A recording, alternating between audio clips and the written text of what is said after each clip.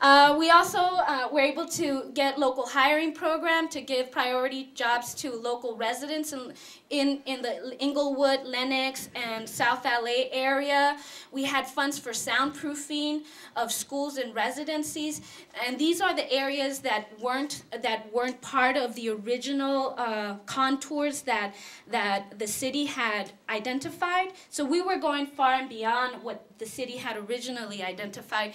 We also were able to retrofit diesel vehicles and operating on the tarmac and curb dangerous air pollutions by up to 90%, because when airplanes kind of idle, they give out all these diesel fumes, right?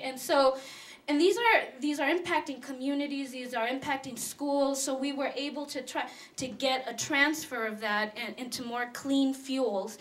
Electrifying airplane gates to eliminate the pollution from jet engine idling. Funds to study the health impacts of airport operations and surrounding communities. Now this was a difficult area, or difficult benefit to win, because no public entity wants to put themselves in a situation where they're going to be held liable for any health impacts, right? So this was a major push, and we were able to get that. We were able to win that benefit, to make sure that there was a health study tied to that. So then folks can really identify where all of this is, where are the pollutions coming from.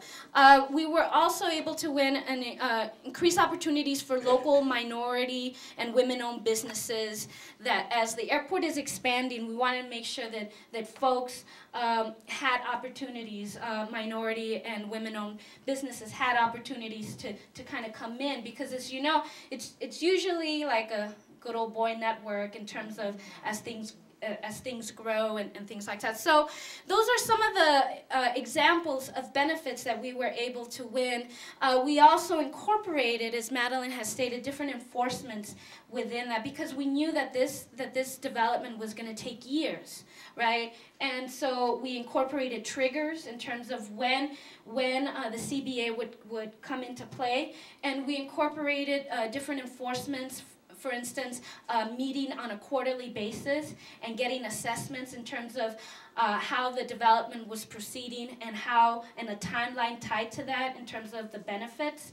And we also incorporated the different levels of enforcement in terms of mediation, arbitration.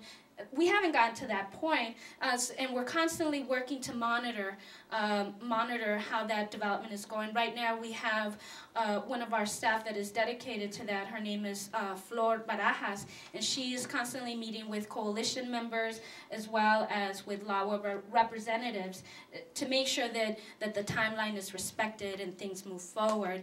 So that's pretty much a synopsis of the LAX CBA. So if you all have any questions for Madeline or I, we'd be happy to answer.